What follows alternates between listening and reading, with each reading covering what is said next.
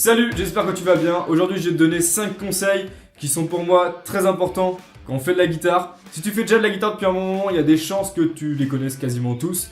Mais on sait jamais. Et si tu es débutant, cette vidéo est super importante parce que je vais te donner vraiment toutes les bases, les bonnes habitudes à prendre quand on commence la guitare. Parce que ça peut arriver qu'on apprenne la guitare en prenant les mauvaises habitudes et ça fait perdre un temps considérable. Alors que si on connaît les bonnes habitudes dès le départ, on progresse bien et on n'a pas besoin de revenir en arrière pour apprendre les bonnes habitudes. Parce que de toute façon, il y a un moment, il faut les connaître. Donc c'est soit tu les apprends en 5 minutes avec cette vidéo, soit tu les apprends sur le tas grâce à tes erreurs. On perd pas de temps et c'est parti pour 5 bons conseils pour jouer la guitare. Alors le conseil numéro 1, ça va te faire en sorte de faire le moins possible grésiller ta corde. C'est-à-dire qu'elle fasse pas ça là, quand tu appuies, mais qu'elle fasse un beau son comme ça.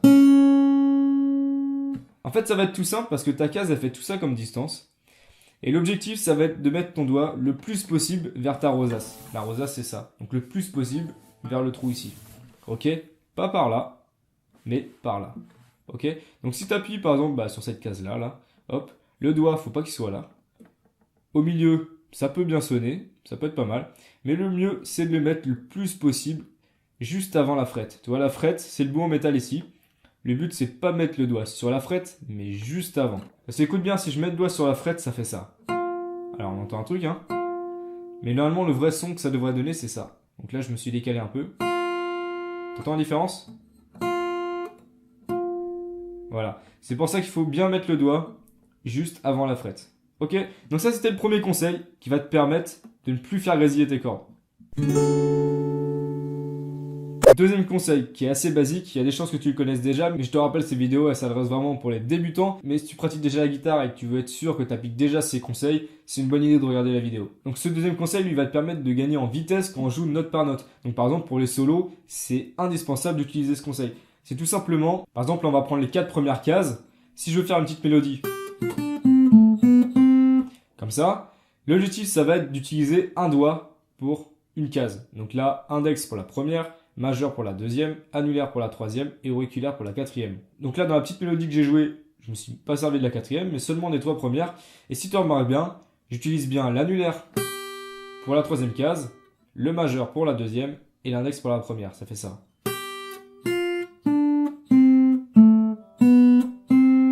Et ça, on gagne énormément en vitesse. Et souvent, quand on débute, on a tendance à faire tout avec le même doigt parce qu'on est plus à l'aise. C'est souvent avec l'index et on ferait ça. Sauf que ça, si tu veux jouer vite, c'est beaucoup plus galère que si tu fais avec tous tes doigts. Mais c'est normal qu'au début, t'aies pas ce réflexe-là, toi. Au début, tes doigts, ils veulent pas forcément faire ça, ils veulent tout faire avec l'index, tout simplement. En fait, tous ces conseils, toutes ces bonnes habitudes à prendre, c'est des choses qu'il faut se forcer au départ et que forcément, ton cerveau, il va pas faire naturellement. Mais une fois que tu t'es forcé un petit peu à le faire, c'est ton cerveau qui fera tout le taf et t'auras même plus besoin de réfléchir. Troisième conseil, pour celui-là, on va se mettre 2 profils.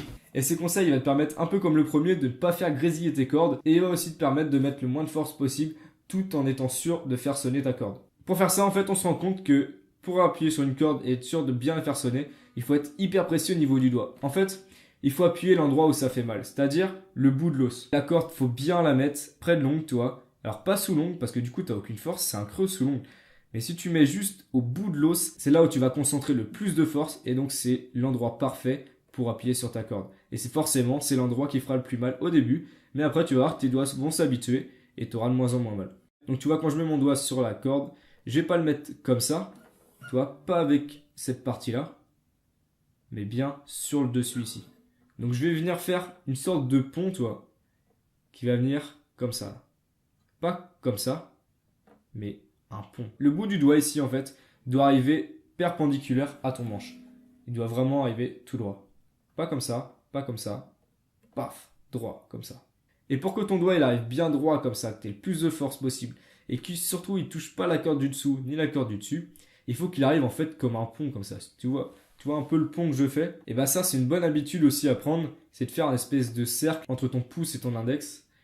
Et tu vois, tu viens forcer comme ça. Faut bien que tu forces derrière avec ton pouce comme une pince. Faut vraiment que tu te dises dans ta tête, je suis un crabe. Et donc tu vois là, je fais un beau rond pour arriver à faire mon pont. Parce que souvent la mauvaise habitude que beaucoup prennent, c'est que la main, et naturellement elle va se mettre comme ça. Elle fait ça en fait ta main. Elle fait pas un rond, elle se met, elle se recroqueville sur elle-même parce qu'elle est un peu timide. En fait non, faut vraiment faire comme si tu tenais une pomme et bien laisser de l'espace dans ta main pour faire des ponts comme ça. Et pas toucher les cordes d'en dessous. Ok? Ok, on aborde le quatrième conseil qui est pour la main qui joue les cordes. Donc pour les droitiers, forcément, ça va être la main droite. Alors ce conseil, ça va être quand à la main droite, tu joues des arpèges, tu vois. Si tu connais pas les arpèges, tout simplement, c'est toi un accord. Quand tu le joues, tu peux le jouer soit toutes les cordes en même temps, soit les cordes une par une. Quand tu joues les cordes une par une, on appelle ça jouer l'accord en arpège. Donc c'est soit quand tu les joues en arpège, ou alors quand tu les joues comme ça, ou alors avec une petite rythmique. Déjà, première chose, fais un doigt par corde. Par exemple, si je dois jouer les 5 ici, eh ben, je commence toujours avec le pouce, ok. Et après, je vais jouer avec ce qui reste. Donc, tu vois, bah là, il me reste 4 doigts, donc c'est parfait. 1, 2, 3, 4, 5, ok. Si je retourne, toi, c'est bien un doigt, une corde, ok. Si je devais jouer, par exemple, les 3 dernières, bah, je fais pouce, index, majeur. Toi, je commence toujours avec le pouce. C'est quasiment tout le temps ça. Des fois, ça arrive qu'on commence avec l'index. Mais très souvent, tu commences avec le pouce. Et tu te mets un doigt par corde. Alors par exemple, si je commence avec la quatrième ici là, je commence le pouce, index, majeur, annulaire.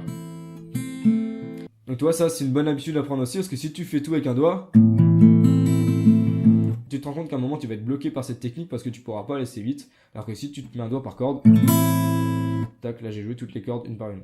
Et donc ce que je remarque souvent chez les débutants, c'est que on a tendance à faire ça. C'est bien, on a fait un doigt par corde, mais t'as vu la main, elle fait toujours des paf, paf, paf, elle fait toujours des sauts, toi. Parce qu'on veut, toi, on veut mettre ton doigt comme ça et paf. Forcément, si on veut faire sonner la corde, on veut mettre le plus de force possible. Sauf que la technique, pour gagner en vitesse, toujours, parce que c'est notre objectif. Et en fait, l'erreur qu'on fait quand on joue comme ça, c'est que le doigt, on le bouge pas et on fait bouger toute la main, toi. Alors que la bonne technique, c'est de garder la même distance avec la main et c'est juste le doigt qui va bouger. Tu vois, le doigt, il va pas faire paf. Tu vois, c'est juste le doigt qui vient choper la corde, qui se recroqueville comme ça. Donc si je te fais la démo, tu vas voir que ma main elle bouge pas du tout et c'est juste les doigts qui viennent et qui se recroquevillent. Tu vois, ma main finit comme ça.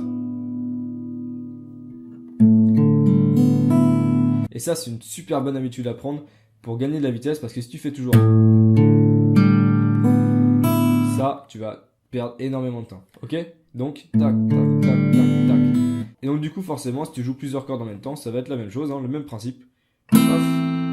La main qui bouge pas, les doigts qui font paf, comme ça. On arrive au cinquième conseil, tu vas voir, ça va être deux petits conseils en fait. On va dire qu'il y en a un qui est bonus.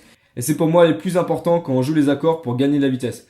Parce que souvent, le problème quand on débute en guitare, c'est qu'on a du mal à enchaîner les accords, toi. À faire ça vite. Souvent, on galère le temps, toi, de changer les doigts. Alors maintenant, je vais là. Ensuite, elle est là. Et hop, et la chanson, elle est déjà terminée. Donc, la technique pour enchaîner les accords rapidement, forcément, c'est de connaître tes positions. Bon, ça, c'est normal, toi. Mais ça va être surtout de ne pas mettre tes doigts un par un. Tu sais, en mode, tu regardes ton doigt. Ok, lui, c'est bon. Ensuite, ok, lui. Non, le but, c'est que ta main vienne les mettre les trois en même temps, toi. Les doigts, ils viennent les trois en même temps. Comme ça, tu réfléchis plus à 1, puis 2, puis 3. Là, tu perds énormément de temps. Alors que si tu mets tous tes doigts en même temps, tu perds beaucoup moins de temps. Toi, tac, tac, tac. En fait, c'est vraiment à force de jouer, à force de t'entraîner à faire ça, mais tout doucement. Hein, parce que des fois, tes doigts, ils veulent faire autre chose. Toi, ils veulent partir en steak. Et non, faut juste que tu te forces un petit peu. Et ton cerveau, après, il va t'habituer à faire les positions. Et il va le faire tout seul et tu n'auras même plus besoin de réfléchir. Et là, c'est un gain de temps énorme. Donc ça, c'est juste à s'entraîner. Au lieu de faire un doigt, c'est tout doucement, tu viens mettre tes doigts, tu t'entraînes, hop, en même temps, puis après de plus en plus rapidement, paf, paf. Et essaye avec deux positions, toi. Tu fais ça, puis le ré, toi, paf, paf, tu changes de position. Ok ? Et un tout petit truc bonus, qui est tout bête, c'est si tu veux limiter la douleur au niveau de tes doigts, parce qu'à force de jouer et d'appuyer sur les cordes, ça fait très mal, c'est qu'en fait, tant que tu joues pas ton accord, tant que t'as pas besoin qu'il sonne, toi, si tu te prépares avant de le jouer, et ben c'est pas la peine d'appuyer en fait, d'appuyer sur tes cordes. Tu peux juste les poser, toi, poser tes doigts sur leur position. Toi là j'ai juste posé. Donc si je joue, ça sonne pas. Ok. Tu les poses juste et au moment où tu dois jouer, paf, t'appuies comme un taré. Tu te rappelles que t'as un crabe de l'espace et tu joues. Donc tant que tu joues pas, tant que t'as pas besoin que ton accord il sonne, tu laisses tes doigts juste dessus. Et comme ça t'es prêt à appuyer dès qu'il faut, tu vois. Cette vidéo est maintenant terminée, j'espère qu'elle t'a plu, j'espère que tu as appris beaucoup de choses. Voilà, que tu sois débutant ou pas. Franchement, applique ces conseils, entraîne-toi parce que de toute façon, il y a un moment où si tu les appliques pas, tu vas te rendre compte qu'en fait, t'en as besoin et que ça sert à quelque chose. Vérifie si t'es bien abonné à la chaîne et on se dit à bientôt pour une nouvelle vidéo. Ciao!